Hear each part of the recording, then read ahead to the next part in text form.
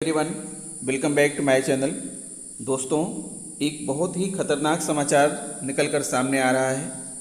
आपके साथ इसे शेयर करना बहुत ज़रूरी है। दोस्तों, अगर कहीं आप यात्रा करना चाहते हैं या कहीं बाहर जाना चाहते हैं तो आज के दिन मत जाइए, अपने घर में रहिए, क्योंकि 16 लाख किलोमीटर प्रति घंटा की रफ्तार से धरती की ओर आ रहा है सौर तूफान। मोबाइल सेवाएं और नेटवर्क हो सकता है बाधित। तो दोस्तों, आप सभी अपने घर में रहिए और अपना प्रोग्राम कैंसिल कर लीजिए, मेरे हिसाब से अच्छा रहेगा। आइए दिखाते हैं समाचार क्या है।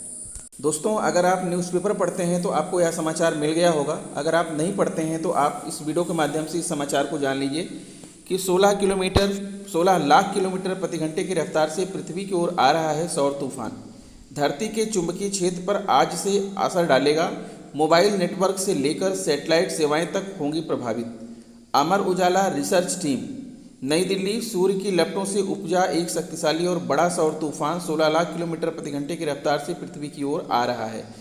इसके सोमवार तक पृथ्वी के चुंबकीय क्षेत्र को प्रभावित करने की आशंका है।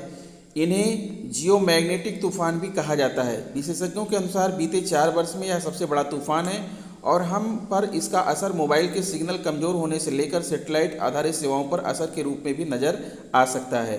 खगोल विज्ञानियों के अनुसार सूर्य की सतह से पृथ्वी की दिशा में तेजी से निकले कुछ अत्यधिक चार्ज पार्टिकल या सौर तूफान लाते हैं।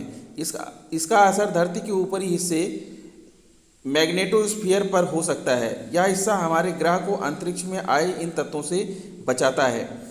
इसके ऊर्जा भरे प्रोटॉन किसी चीज़ से टकराने पर उसमें दाखिल हो सकते हैं, सैटेलाइट का इलेक्ट्रॉनिक सर्किट बिगाड़ सकते हैं और अंतरिक्ष यात्रियों के जैविक डीएनए पर असर डाल सकते हैं। विमान से यात्रा कर रहे यात्रियों पर भी असर की आशंका है। कैब सेवा का आधार बने ग्लोबल पोजिशनिंग सिस्टम जीपीएस में गड़बड़ी की आशंका है। बिजली सप्लाई करने वाला पावर ग्रिड गड़बड़ा सकता है। सौर तूफान में हाई फ्रीक्वेंसी रेडियो तरंगे सोखने की क्षमता होती है। इस वजह से रेडियो संचार प्रभावित होगा। दोस्तों, बताना चाहूँगा कि वैज्ञानिकों के अनुसार हर 11 वर्ष में सूर्य की सतह की हलचल और विस्फोट से इतनी भारी मात्रा में विकिरण निकलता है जो अंतरिक्ष में बड़े और तूफान लाने की क्षमता रखते हैं। साल 2019 से इनका नया चरण शुरू हुआ है। यह जुलाई 2025 तक चरम पर पहुंचेगा। मौजूदा सौर तूफान भी इसी का परिणाम है। पहले भी हुआ नुकसान। अमेरिकी राष्ट्रपति जो बाइडेन की विशेष सहयोगी कैटरीन डेकोइस के अनुसार साल 2017 में ऐसे ही तूफान से रेडियो प्रसारण प्रभावित हो चुका है। वह आशंका जताती हैं कि अमेरिका में तेजी से लोकप्रिय हो रहे सेल्फ ड्राइविंग कार से लेकर हवाई परिवहन पर खतरा है, क्योंकि यह दोनों जीपीएस आधारित हैं। 1972 के सौर तूफान में कई देशों में बिजली व संचार सेवाओं को नुकसान हुआ है। अमेरिकी नौसेना द्वारा उत्तरी वियतनाम के समुद्र में लगाई चुंबकीय प्रभाव से फटने वाली माइंस भी अपने आप फट पड़ी।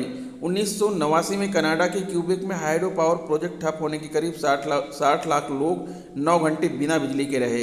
2003 में 19 अक्टूबर से 5 नवंबर तक इन तूफानों ने अमेरिका में कई बार रेडियो सेवाएं ठप कर दी। इन्हें रेडियो ब्लैकआउट कहा गया। जापान का ADIOS-2 उपग्रह भी क्षतिग्रस्त हो गया। वैज्ञानिकों के अनुसार तूफान इतना बड़ा है कि यह मैग्नेटोस्फीयर से नीचे धरती के चुंबकीय क्षेत्र में उथल पुथल मचा सकता है। तो दोस्तों, आपने देखा कि ये कितना खतरनाक तूफान है।